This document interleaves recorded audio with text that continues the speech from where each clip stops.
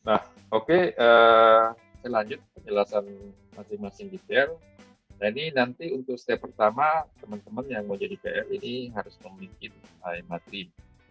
Materi itu adalah nanti untuk supaya memastikan nanti teman-teman apakah teman-teman punya keinginan yang sama antara kita juara dengan teman-teman yang mau jadi PR. Ya ini nanti bikinkan PowerPoint, My Dream, nanti sampelnya ada. Nah, terus kemudian nanti lakukan My Profiling. My Profile nanti ini yang pertama adalah kita minta tes online untuk mengetahui bahwa bapak-bapak itu termasuk dominan, influence, steady atau compliance. Terus kemudian ada tes untuk ST30 untuk melihat keahlian dominannya bapak-bapak serta ibu-ibu. Nah, terus kemudian ini tadi ada compliant, dominan, influencers, steady. Nah, ini untuk melihatin.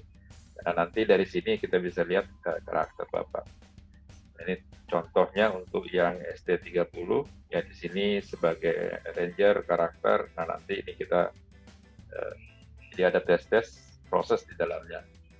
Nah, terus kemudian setelah itu nanti saya akan interview, biasanya lewat WA online. Yang pertama adalah mengkonfirmasi tentang pemahaman bisnis di juara. Karena jangan sampai Bapak masuk di sini itu karena didorong-dorong oleh investor atau didorong-dorong oleh keluarga, bukan keinginan sendiri. Nah, terus kemudian yang kedua adalah gali support terhadap keluarga. Ya, apakah keluarga memang mendukung ya untuk ke sini atau tidak? Karena ada yang tadi di tengah jalan istrinya nggak setuju, ya itu bisa jadi seperti itu. Terus kemudian menggali potensi-potensi selama nanti kemungkinan muncul di bisnis, ya. Nah, habis itu nanti kita akan ikut yang namanya leader assessment.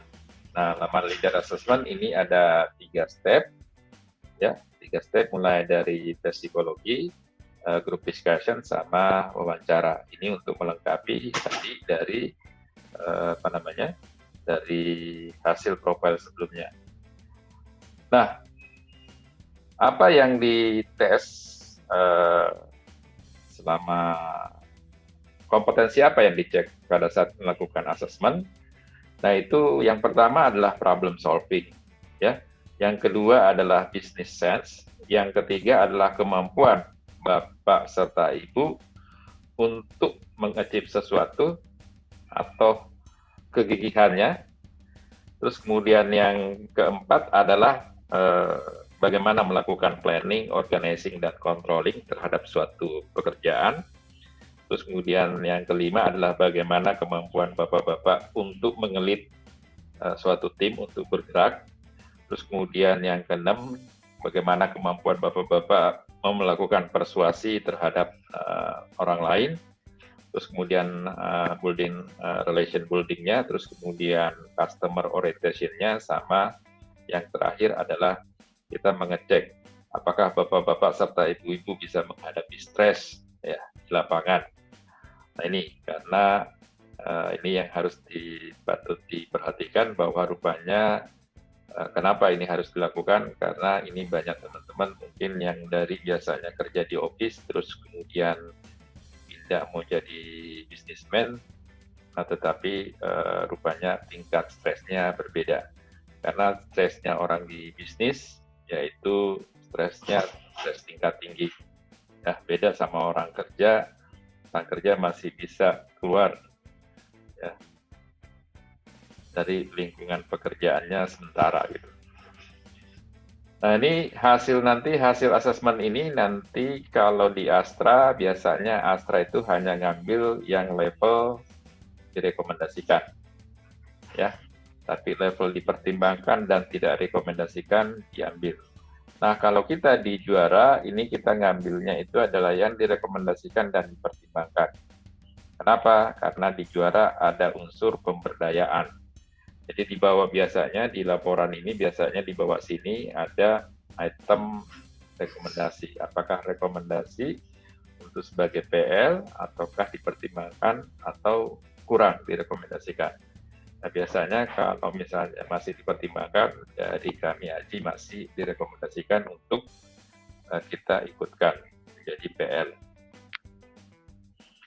Nah, setelah itu training di lapangan. Nah, training di lapangan ini sangat penting, ya, karena tadi itu hanya baru potensi tadi, kan sampai asesmen itu baru potensi, ya, baru potensi. Nah, di sini baru benar-benar kita gali kemampuannya untuk mengerti, ya, secara DBD-nya itu apa sih yang harus dilakukan dari seorang pengusaha. Nah, untuk itu dia harus mengerti dulu mengenai juara, habis itu nanti dia harus expert di operation, dia harus menjalankan semua. Kalau kata orang, dia harus tahu luar dalamnya, ya, fungsi seorang waitress, bartender, gepreker, cooker, kasir, ya, finance, sama logistik. Ya, sini ada logistik. Nah, terus kemudian dia harus punya kemampuan supervisor, ya, kerjaan supervisor, dia harus ahli juga. Mulai dari persiapan pembukaan outlet, nutupin outlet, mengontrol pelayanan, produk, stok, komunikasi, melayani kru, laporan harian, bla bla bla. Nah, ini 14 hari, ini 14 hari bukan menjadi patokan. Ya, patokannya adalah teman-teman kompeten atau tidak. Ya, bisa jadi 7 hari, bisa jadi 14 hari, bisa jadi 1 minggu, bisa 1 bulan, bisa jadi 2 bulan. Ya, karena tingkat kepercayaan diri dan proses belajarnya. Karena apa? Ini harus dilakukan sendiri, ya. Ini bapak-bapak di sini dan ibu-ibu kalau mau jadi PL di sini harus ahli. Karena nanti pada saat di lapangan, contoh misalnya ini kemampuan supervisor. Nah, kalau bapak-bapak berharap supervisornya, oh, ada supervisor saya ikut training, ya, ikut training sama saya. Nah, nanti kalau supervisornya ini pergi, nah bapak kehilangan kompetensi. Nah, kalau bapak udah ahli di sini, maka dia mau keluar pun, bapak masih bisa trainingin dia. Mau mencari lokasi, bapak bisa bantu orang lain untuk mencari lokasi. Tetapi menganalisanya, bapak harus bisa. Nah, ini. Jadi di sini pentingnya teman-teman untuk bisa, ya, untuk bisa melakukan ini. Kenapa? Ini kita sebutnya dengan live pembelajaran. Nah, kalau di juara kita sebutnya dengan cara belajar juara aktif. Jadi kurikulumnya tidak disampaikan, tetapi kurikulumnya diminta dicari. Karena apa? Bapak bukan sebagai seorang karyawan, tapi Bapak sebagai pengusaha. Ya, nanti di akhir ini nanti akan ada evaluasinya. Nah, evaluasinya seperti apa? Ya. Nah, evaluasinya seperti apa adalah nanti evaluasinya nanti kita akan lihat, berikan contohnya. Nah, saya perlihatkan aja evaluasinya.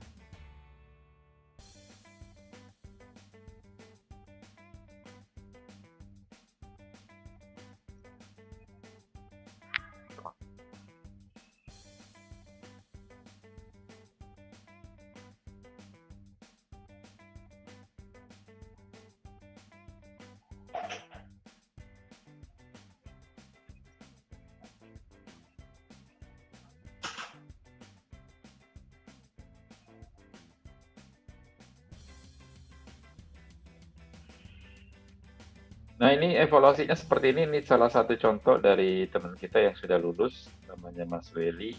Nah, evaluasinya, di tanggal evaluasinya sikap, ya, sikap yang dievaluasi. Ini evaluasi diberikan oleh senior mentornya. Ini sikap amanah terhadap pekerjaan, sikap disiplin terhadap sikap disiplin kehadiran dan waktu, menjaga kebersihan, terus kemudian sikap ramah terhadap pelanggan sama teman kerja, sikap ringan tangan membantu teman, kemampuan komunikasi, melakukan SOP food hygienis, SOP kebersihan, SOP keramahan, kemampuan sebagai skill kru, ya, apakah misalnya sebagai waitress dia sudah sesuai dengan SOP atau belum, ya. Terus kemudian sebagai bartender, sebagai cooker, sebagai kasir, ya. Terus kemudian kemampuan supervisor, ya. Kalau misalnya dia standarnya 8, apakah dia udah mencapai standar? Kalau 10 itu berarti udah lebih. Ya, kemampuan mengontrol stok operasional, kemampuan menutup dan membuat laporan, ya, kemampuan. Nah, ini semua nanti dievaluasi, ya, ini evaluasi. Nah, terus kemudian ini adalah contoh dari hasil asesmen. Hasil asesmen. Hasil asesmennya Mas Weli ini adalah diberikan informasi mengenai kekuatannya, apa yang perlu diimprove, ya. Ini hasil asesmennya. Nah, terus kemudian feedback-nya apa yang harus dilakukan, assignment-nya apa, nah, terus kemudian nanti muncul kesimpulannya, ya. Nah, kesimpulannya itu ada di sini, ya, kesimpulannya di sini, ya.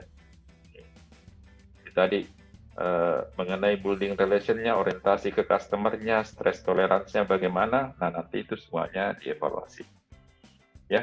Nah, terus kemudian nanti setelah mengikuti proses semua, nanti Akademi Juara akan mengeluarkan surat rekomendasi, ya, seperti ini, ya, My Dream-nya, terus kemudian My Profile, interview online-nya dilakukan tanggal berapa, ya, terus kemudian assessment leader-nya dilakukan tanggal berapa, hasilnya seperti apa, ikut RBK-nya kapan, gitu, magangnya di mana, tanggal berapa, mentornya siapa. Nah, sehingga kita memberikan tadi rekomendasi seperti itu.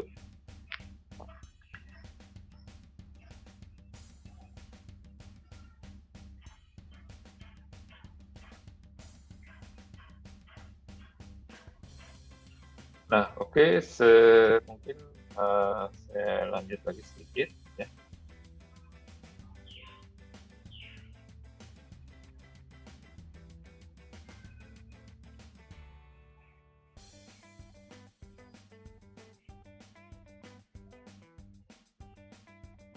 Tadi setelah evaluasi ada mereka rencana magang, terus kemudian magangnya itu sendiri, ya. Nah, terus kemudian masuk, yang terakhir adalah masuk ke Juara Camp. Masuk ke Juara Camp nanti ini nginep di rumah Panglima 3 hari 2 malam, melakukan aktivitas-aktivitas mulai dari, jadi ini sebenarnya adalah bagaimana bisa melakukan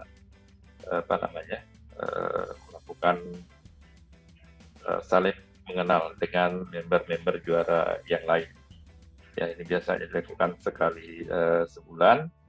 Nah, terus kemudian ini, ya, nanti biasanya diakhiri dengan makan malam bersama di Hotel Shangri-La, ya. Terus kemudian nanti di sana diminta untuk membuat komitmen.